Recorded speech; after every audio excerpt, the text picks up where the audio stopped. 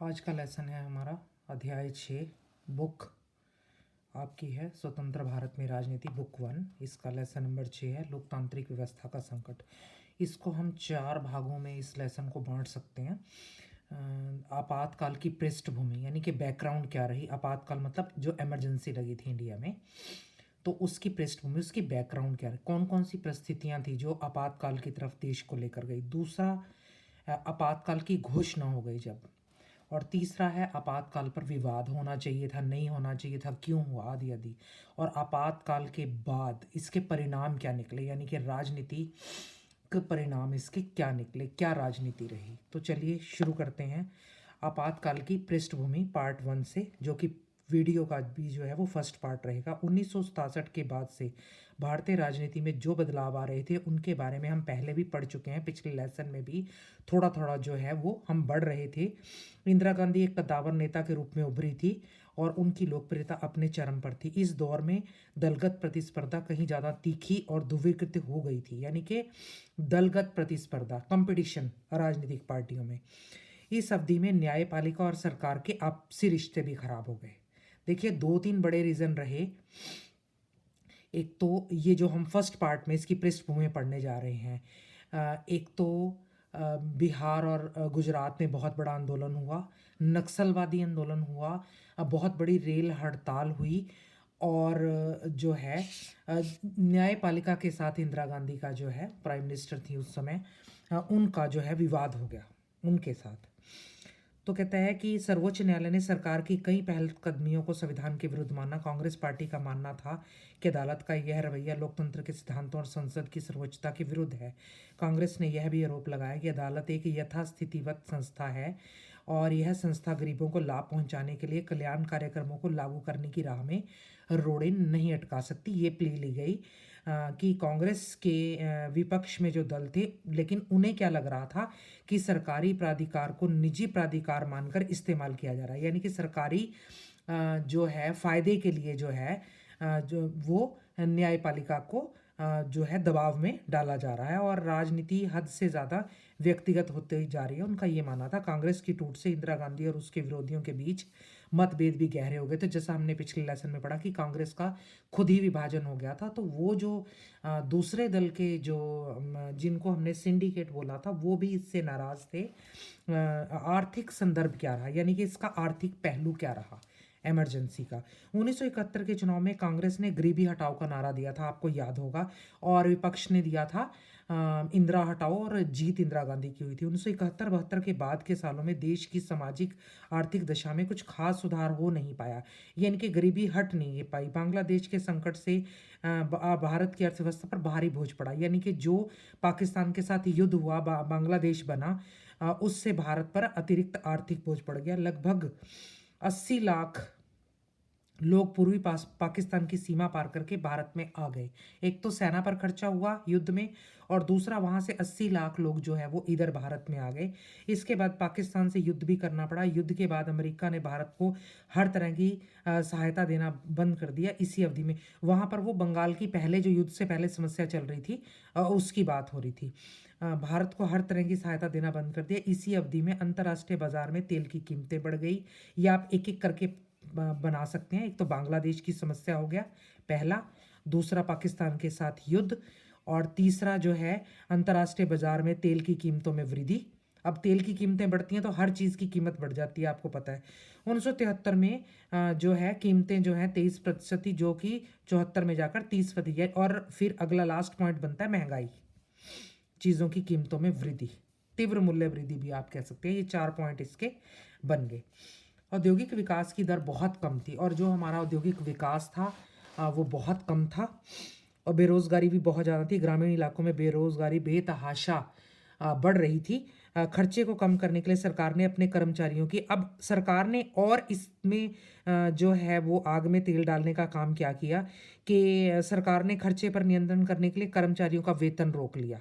ये भी एक पॉइंट बनता है, और इससे सरकारी कर्मचारियों में असंतोष हो गया। 72-73 के वर्ष में मानसून असफल रहा, छठा कारण आपका। इससे कृषि की पैदावार में गिरावट आ गई और खाद्यान्न की जो है वो 8% की कमी हो गई। आर्थिक स्थिति की बदहाली को लेकर पूरे देश में असंतोष फैल गया। इस स्थिति में गैर कांग्रेसी पार्टियां जो थी, यानी कि श्रीमती इंदिरा गांधी की पार्टी के विरुद्ध जो पार्टियां थी, उनको मौका मिल गया और उन्होंने जन विरोध की अगुवाई की। यानी कि आम पब्लिक जो थी, जो नाराज थी, जो विरोध कर रही थी, उनके नेता बन गए, उनकी अगुवाई की। 1960 के दशक में ही छात्रों के बीच विरोध के स्वर उठने लगे थे। वो कहता है ये 60 से ही असंतोष चला आ रहा था, लेकिन इस चीज़ ने इसको एकदम से बढ़ा दिया।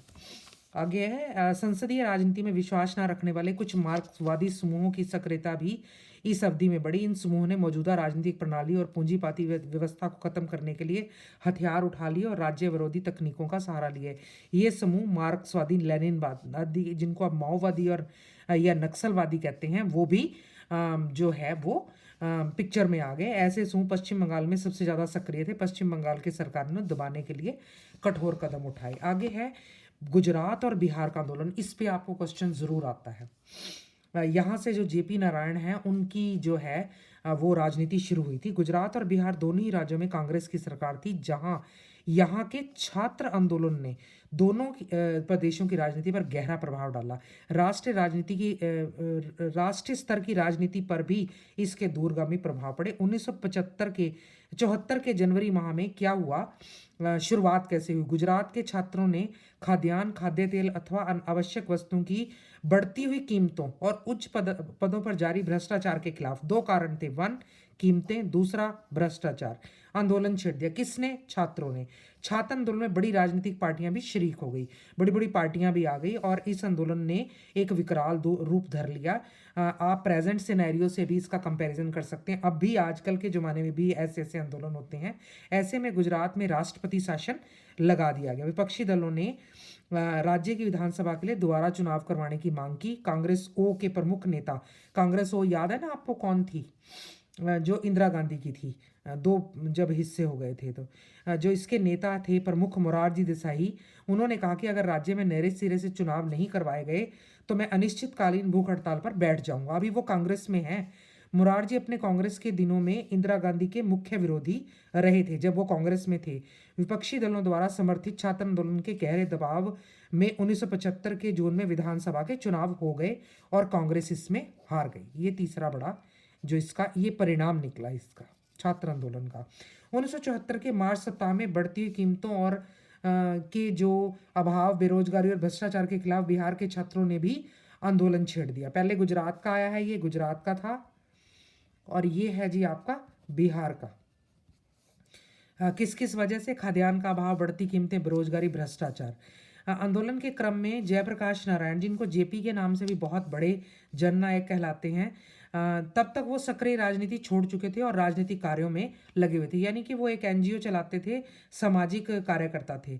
छात्रों ने उन्हें आंदोलन की कार्रवाई के लिए बुलावा भेजा। जेपी ने छात्रों का निमंत्रण इस शर्त पर स्वीकार किया, ये ध्यान देने योग्य बात है, कि आंदोलन अहिंसक रहेगा, पहली बात, यानी कि हिंसा नहीं करेंगे, और ये इसको सिर्फ बिहार तक सीमित नहीं रखा जाएगा, इसको सभी प्रदेशों में फैलाया जाएगा और इसको एक जन आंदोलन बनाया जाएगा। इस प्रकार छात्र आंदोलन ने एक राजनीतिक चरित्र ग्रहण कर लिया और एक राष्ट्रव्यापी आंदोलन बन गया। जीवन के हर क्षेत्र के लोग इस आंदोलन से आ जुड़े और जयप्रकाश नारायण ने बिहार की कांग्रेस सरकार को बर्खास्त करने की मांग कर दी। उन्होंने सामाजिक, आर्थिक और राजनीतिक दायरे में संपूर्ण क्रांति का, इस पे क्वेश्चन आता है, संपूर्ण क्रांति क्या थी, जिसमें आप बिहार क्रांति भी कहा जाता है इसको, का आह्वान किया, ताकि मतलब ये आंसर लिखोगे आप, सच्चे लोकतंत्र की स्थापना हो सके।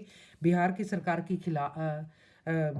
खिलाफ लगातार घेराव, बंद और हड़ताल का ये सिलसिला चल पड़ा और सरकार ने अंततः इस्तीफा देने से इनकार कर दिया। ये इसका परिणाम निकला, यानी कि प्रभाव हुआ इस आंदोलन का, कि सरकार ने मना कर दिया। आंदोलन का प्रभाव राष्ट्रीय राजनीति पर पड़ना शुरू हुआ। जयप्रकाश नारायण चाहते थे कि यह आंदोलन देश के दूसरे हिस्सों में भी जो है वो फैले। जयप्रकाश नारायण के नेतृत्व में चल रहे आंदोलन के साथ ही रेलवे के कर्मचारियों ने भी उनके आंदोलन के साथ प्लस क्या हो गया, रेलवे हड़ताल अब तक की सबसे बड़ी हड़ताल थी ये देश में। आह्वान किया जिससे देश के रोजमर्रा के काम ठप हो गए। ये नक्सलवादी आंदोलन है, इसके ऊपर मैं छोटा सा रील भी बना दूंगी या वीडियो भी बना दूंगी, या आप पढ़िएगा। छोटा मोटा क्वेश्चन इसमें से पूछ लेते हैं। जाने का खतरा पैदा हो गया 1975 में। जेपी ने जो क्या किया कि संसद मार्च का नेतृत्व किया कि संसद तक मार्च करेंगे। देश की राजनीति में अब तक इतनी बड़ी रैली कभी नहीं हुई थी। जयप्रकाश नारायण को अब भारतीय जनसंघ, कांग्रेस, लोकदल, सोशलिस्ट पार्टी आदि सभी गैर कांग्रेसी दलों का समर्थन मिल गया। इन दलों ने जेपी को इंदिरा गांधी के विकल्प के रूप में पेश कर दिया, यानी कि इंदिरा गांधी के टक्कर के ये नेता हैं। बहरहाल जेपी के विचारों और उनके द्वारा अपनाई गई जन प्रतिरोध की रणनीति की आलोचनाएं भी हुई। गुजरात और बिहार दोनों ही राज्यों में आंदोलन को कांग्रेस विरोधी आंदोलन माना गया है। कहा गया कि ये आंदोलन राज्य सरकार के खिलाफ नहीं बल्कि इंदिरा गांधी के नेतृत्व में चलाया जा रहा था। इंदिरा गांधी का मानना था कि ये आंदोलन उनके प्रति व्यक्तिगत विरोध से प्रेरित है। ये उनके बारे में लोक प्रकाश जेपी के बारे में ये कुछ है, ये आप ज़रूर पढ़िएगा। जो है उसके बाद है जी दूसरा मेन कारण क्या रहा। एक तो हड़ताल रही, दूसरा मेन कारण क्या था ये जो बैकग्राउंड चल रही है आपातकाल की, उसमें न्यायपालिका से इंदिरा गांधी के जो है वो मतभेद हो गए थे, यानी कि सुप्रीम कोर्ट, हाई कोर्ट के जजेस से। न्यायपालिका के साथ इस दौर में सरकार और शासक दल यानी कि इंदिरा गांधी के बीच में मतभेद पैदा हो गए। क्या आपको संसद और न्यायपालिका के बीच चले लंबे संघर्ष की चर्चा याद है? इसके बारे में आपने पिछले साल पढ़ा था। इस क्रम में 3 संवैधानिक मसले उठे थे। क्या संसद, ये आपने 11th में पढ़ा, क्या संसद मौलिक अधिकार में कटौती कर सकती है? सर्वोच्च न्यायालय का जवाब था संसद ऐसा नहीं कर सकती। क्या है? क्या संसद मौलिक अधिकारों में कटौती कर सकती है? जो हमारे को मौलिक अधिकार दिए गए हैं, और संसद कौन चलाता है? जो चुनी गई पार्टियां होती हैं, जिनका प्रधान कौन होता है? हमारा प्रधानमंत्री। क्या वो हमारे मौलिक अधिकारों को निरस्त कर सकता है?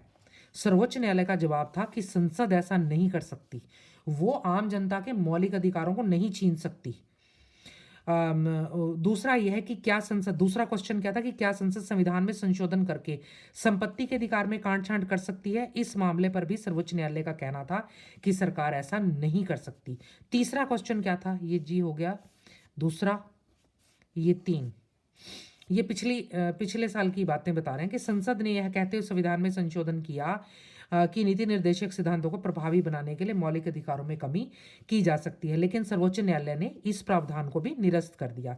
यानी कि 3 बातें बड़ी जो थी, इंदिरा गांधी गवर्नमेंट की थी या संसद की थी उनके, उनको जो है वो जुडिशरी ने जो है निरस्त कर दिया। लेकिन सर्वोच्च न्यायालय ने इससे सरकार और न्यायपालिका के बीच में संबंध खराब हो गया। अगर आपको क्वेश्चन आता है कि न्यायपालिका और उसके बीच में संबंध कैसे खराब हुए थे, तो ये 3 बड़े कारण थे। आपको याद होगा कि इस संकट में केशवानंद भारती के मशहूर मुकदमे के रूप में भी यह मामला सामने आया था, और इसमें फैसला ये सुनाया था सुप्रीम कोर्ट ने कि संविधान का एक बुनियादी ढांचा है और संसद इन ढांचागत विशेषताओं में संशोधन नहीं कर सकती। यानी कि संविधान में ऐसे अपनी मर्जी से कोई भी पीएम जो है या कोई भी सरकार जो है वो छेड़छाड़ नहीं कर सकती। 2 और बातों से न्यायपालिका और कार्यपालिका के संबंधों में तनाव बढ़ा। अब 3 बातें ये हो गई, 2 और आगे। एक क्या है? 1973 में केशवानंद भारती के मुकदमे सर्वोच्च न्यायालय ने जो फैसला सुनाया, उसके तुरंत बाद भारत के मुख्य न्यायाधीश का पद यानी कि चीफ जस्टिस ऑफ इंडिया ने रिटायर होना था। सर्वोच्च न्यायालय के सबसे वरिष्ठ न्यायाधीश को भारत का मुख्य न्यायाधीश बनाने की परिपाटी चली आ रही है, यानी कि उसके पीछे जो होता है वो बनता है। लेकिन 1973 में सरकार ने, यानी कि इंदिरा गांधी की सरकार ने 3 वरिष्ठ न्यायाधीशों को, यानी कि मेरिट में से 3 वरिष्ठ न्यायाधीशों को अनदेखी करके न्यायमूर्ति एन रे को न्यायाधीश, यानी कि सरकार ने अपनी मर्जी का चीफ जस्टिस बना दिया। यह आपका कौन सा कारण था? चौथा कारण था, जिससे राजनीतिक रूप से तो विवाद हुआ ही, लेकिन जुडिशरी में भी इसके विरुद्ध जो है वो रोष फैल गया। ऐसे में संविधान की व्याख्या और राजनीतिक विचारधाराओं की बड़ी तेजी से घालमेल हुआ। जो लोग प्रधानमंत्री के नजदीकी थे, वे एक ऐसी प्रतिबद्ध न्यायपालिका और नौकरशाही की जरूरत की बातें करने लगे जो विधायिका और कार्यपालिका की सोच के अनुकूल आचरण करे। इस संघर्ष पर चरम बिंदु तब आया जब एक उच्च न्यायालय ने इंदिरा गांधी के निर्वाचन को अवैध घोषित कर दिया, यानी कि जो इलेक्शन लड़ी थी वो पिछला, कि वो अवैध घोषित कर दिया। ये आपका लास्ट कारण है। कि उच्च न्यायालय ने कहा कि आपने, इलाहाबाद हाई कोर्ट ने एक्चुअली, कि जो आपने चुनाव लड़ा है वो वैध नहीं है, और इस कारण उनको जो है वो अब गद्दी छोड़नी पड़नी थी अपनी, इंदिरा गांधी को, और दोबारा से चुनाव में आना पड़ना था। अब आगे आपातकाल की घोषणा फिर क्यों हुई, ये कुछ हमने इसके पहले के कारण पढ़े, और अगली वीडियो में हम आपातकाल की घोषणा के बारे में पढ़ेंगे, क्योंकि वीडियो फिर ज़्यादा लंबी हो जाती है। तब तक के लिए धन्यवाद। इस चैनल को लाइक, शेयर और सब्सक्राइब ज़रूर करें। Thank you.